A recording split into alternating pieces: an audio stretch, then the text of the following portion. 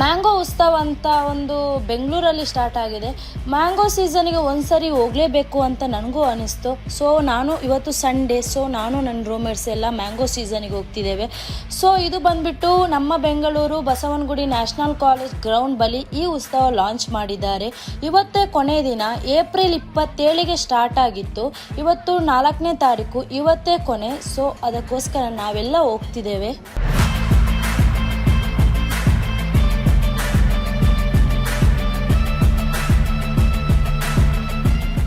ನಾನು ಹೋದಾಗ ನನಗೆ ಅನಿಸ್ತು ಇದು ಮ್ಯಾಂಗೋ ಉತ್ಸವನ ಅಂತ. ಬೋರ್ಡ್ ಮಾತ್ರ ಮ್ಯಾಂಗೋ ಉತ್ಸವದಿದೆ.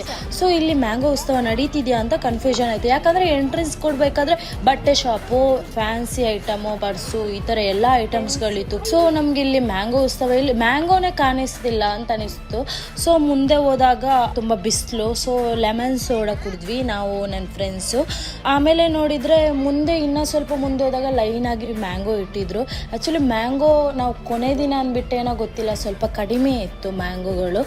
ಇಲ್ಲಿ ಬಂದ್ಬಿಟ್ಟು ಮ್ಯಾಂಗೋ ಇಂದ ಬೇರೆ ಬೇರೆ ಐಟಮ್ ಮಾಡಿದ್ರು. ಮ್ಯಾಂಗೋ ಹೋಳಿಗೆ ಇತ್ತು, ಮ್ಯಾಂಗೋ ಮಿಲ್ಕ್ ಶೇಕ್ ಇತ್ತು, ಬೇರೆ ಬೇರೆ ಥರ ಐಟಮ್ಸು, ಅಂದರೆ ಚಾಟ್ಸ್ಗಳಾಗಿರ್ಬೋದು, ಎಲ್ಲ ಐಟಮ್ಸ್ಗಳು ಬೇರೆ ಬೇರೆ ಥರ ಇಟ್ಟಿದ್ರು. ತುಂಬ ಜನ ಇದ್ರು ಬೇರೆ. ಸೊ ನಾವೇನು ಮಾಡಿದ್ವಿ ಅಂದರೆ ಮಿಲ್ಕ್ ಶೇಕ್ ತಗೊಂಡ್ವಿ, ಮ್ಯಾಂಗೋ ಮಿಲ್ಕ್ ಶೇಕ್ ತಗೊಂಡ್ವಿ. ಮ್ಯಾಂಗೋ ಮಿಲ್ಕ್ ಶೇಕ್ ಒಂದು ಮಿಲ್ಕ್ ಶೇಕ್ ಬಂದು 100 ರೂಪೀಸು. ನನಗೂ ಓಕೆ ಅಂತ ಇಷ್ಟ ಆಯಿತು ಮ್ಯಾಂಗೋ ಮಿಲ್ಕ್ ಶೇಕು. ಮ್ಯಾಂಗೋ ಹೋಳಿಗೆ ತುಂಬ ರಶ್ ಇತ್ತು, ಲೈನಾಗಿ ನಿಂತಿದ್ರು ಬೇರಲ್ಲಿ. ಮ್ಯಾಂಗೋ ಹೋಳಿಗೆ ತುಂಬ ಚೆನ್ನಾಗಿತ್ತು. ಒಂದು 4-5 ತಗೊಂಡ್ವಿ, ತುಂಬ ಚೆನ್ನಾಗಿತ್ತು ತಿನ್ನಕ್ಕೆ. ನನ್ಗೆ ಅದರಲ್ಲಿ ತುಂಬ ಇಷ್ಟ ಆಗಿತ್ತು ಮ್ಯಾಂಗೋ ಹೋಳಿಗೆ. ಮ್ಯಾಂಗೋ ತಗೋಬೇಕು ಅಂತ ಹೋದಾಗ ಇಲ್ಲೊಬ್ರು ಅಂಕಲ್ ಸಿಕ್ಕಿದ್ರು. ಅವ್ರ ಜೊತೆ ಸ್ವಲ್ಪ ಮಾತಾಡಿದ್ರು. ಅವರು ಮ್ಯಾಂಗೋ ಸೀಸನ್ ಬಗ್ಗೆ ಸ್ವಲ್ಪ ಎಕ್ಸ್ಪ್ಲೇನ್ ಮಾಡಿದ್ರು.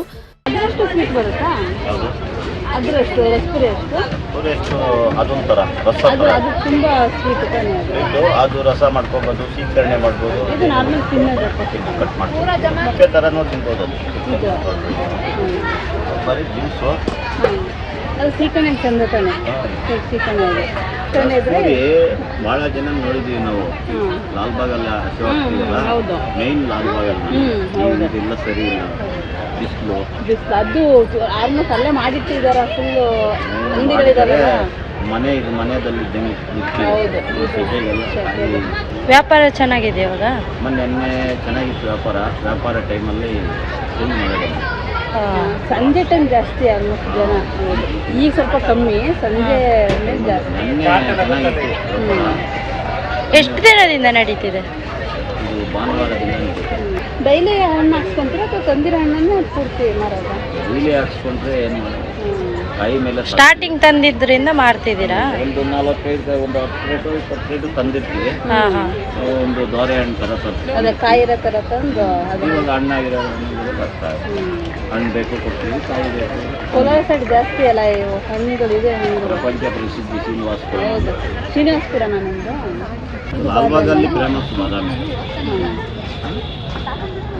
ಲಾಲ್ಬಾಗಲ್ಲಿ ಒಂದು 3-4 ದಿವಸಕ್ಕೆ 1 ಟನ್ ಮಾಡ್ತಾ ಇದ್ದೆ. 4 ರೇಟ್ ಮಾಡೋಕ್ಕಾಗಲಿಲ್ಲ.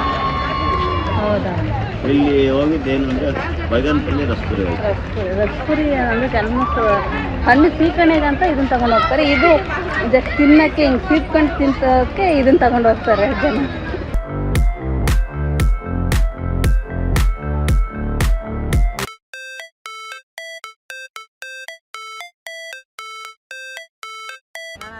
ಸೊ ಇದಿಷ್ಟು ಅಂಕಲ್ ಅಭಿಪ್ರಾಯವಾಗಿತ್ತು. ಇಲ್ಲೂ ನಾವು ಸ್ವಲ್ಪ ಮ್ಯಾಂಗೋ ಪರ್ಚೇಸ್ ಮಾಡಿದ್ವಿ, ಇನ್ನು ಮುಂದೆ ಸ್ವಲ್ಪ ಪರ್ಚೇಸ್ ಮಾಡುವ ಅಂತ. ಈ ಉತ್ಸವದ ಸ್ಪೆಷಲ್ ಏನಂದ್ರೆ ಮ್ಯಾಂಗೋ ಇಂದ ಮಾಡಿದ ಹಲವಾರು ಐಟಮ್ಸ್ಗಳು ಇಲ್ಲಿರುತ್ತೆ.